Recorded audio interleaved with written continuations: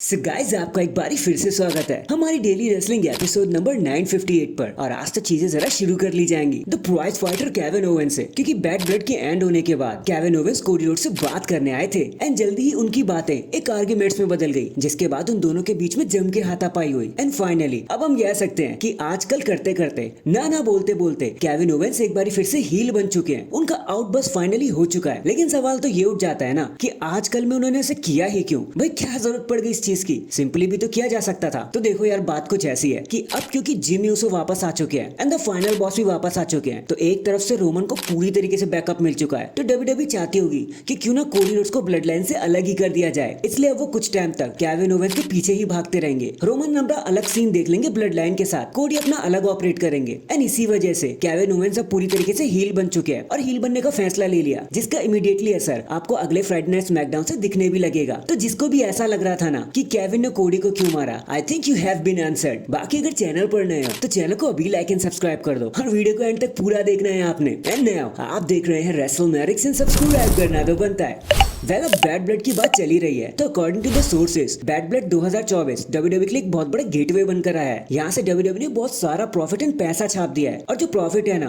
वो कुछ परसेंट से आगे भी चला गया है। लेकिन इस प्रॉफिट का असर ड्रू मैकिंटायर पे तो जरा भी नहीं हुआ, क्योंकि माना तो ये जा रहा है कि जब सीएम पंक ने रिंग के बाहर से वो टूल बॉक्स यूज किया था, ड्रू मैकिंटायर के सर पे मारा था, तो वो बस्टेड ओपन पूरी तरीके से लेजिट था। ड्रू मैकिंटायर को टोटल 16 स्टिचेस आए सर के ऊपर एंड इसीलिए वो मंडे नाइट रॉ पर नजर भी नहीं आए। तो हैशटैग गॉड ब्लेस हिम, एक रियल इंजरी हुई थी उन्हें वहां पर। But speaking of which, Drew McIntyre अकेले थोड़ी ना जो इंजर्ड हो गए, बल्कि अभी हाल ही में ब्रॉन स्ट्रोमैन ने भी कंफर्म ही कर दिया कि वो भी इंजर्ड हो चुके हैं। After the last monster standing match उन्हें टॉर्न ग्रोन की प्रॉब्लम आई है, जो एटलीस्ट कुछ हफ्तों तक तो उन्हें रेसलिंग रिंग से दूर ही रखेगी। तो भाई दोनों को गॉड ब्लेस, भाई जल्दी ठीक हो जाना, जल्दी वापस आना। इसके बाद देखो, जब से ट्रिपल एच आए हैं ना, तब से हमें बहुत सारे रैपिड चेंज देखने को मिल रहे हैं। कुछ यहाँ हो जाता है तो कुछ वहां हो जाता है एंड वैसे ही कुछ चेंज इस बार भी हो गया, लेकिन बैक स्टेज के चलते। क्योंकि आपने नोटिस किया होगा कि डब्ल्यूडब्ल्यूई चाहती तो आराम से बैड ब्लड में काफी और मैचेस भी ऐड कर सकती थी, बट उन्होंने ऐसा नहीं किया। 5 मैचेस ही बुक किए और कहानी खत्म कर दी। लेकिन ऐसा हुआ ही क्यों? तो गाइस बात तो ये है कि डब्ल्यूडब्ल्यूई ने एक नई स्ट्रेटेजी को इंट्रोड्यूस कर दिया है, जिसके चलते वो एक पेपर व्यू में कम से कम ही मैच बुक करेगी, क्योंकि एक तो इससे कॉस्ट रिड्यूस हो जाती है, ज्यादा सुपरस्टार ट्रैवल भी नहीं करते, क्वालिटी कंट्रोल भी रहता है, प्लस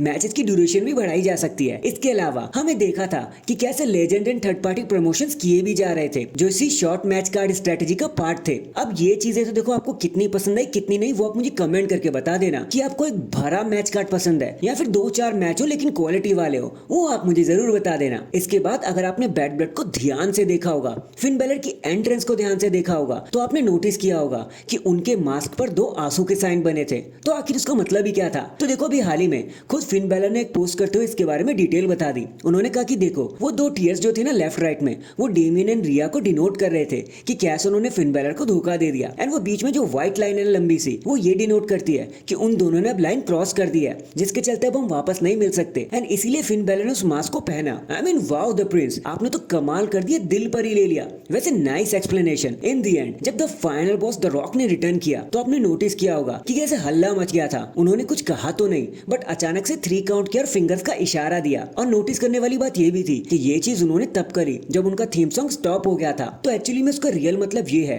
रोमन के लिए तो नहीं लेकिन कोडी के लिए जरूर है। जिस तरह से उन्होंने रेसलमेनिया में कोडी को पिन किया था, तो अब वो वापस आ गए अपना बदला और अपनी फ्यूड को पूरा करने। वो एक बार ही फिर से कोडी को पिन करेंगे। इसका एक इशारा यहाँ भी मिल जाता है कि जब रॉकी बाहर चले गए थे ना स्टेडियम के, तो उन्होंने डस्टी रोड्स को तो अपना हीरो बता दिया, लेकिन उसके तुरंत बाद अपने कैरेक्टर में आते हुए ये भी कह दिया कि डस्टी मैं तुम्हारे बेटे से बहुत नफरत करता हूँ। तो boys and girls, the rock versus Cody Rhodes के लिए रेडी हो जाओ। WrestleMania 41 is on fire already. So that is it guys. अभी के लिए तो बस इतना ही। आप मुझे बताना बैड ब्लड से आपका कौन सा मूवमेंट सबसे ज्यादा फेवरेट है, कमेंट करके जरूर बताना। एंड अगर चैनल पर नए हैं तो चैनल को अभी लाइक एंड सब्सक्राइब कर दो। बाकी मैं मिलता हूँ आपसे किसी और अपडेट के साथ। तब तक के लिए अपना ख्याल रखें और खुश रहें।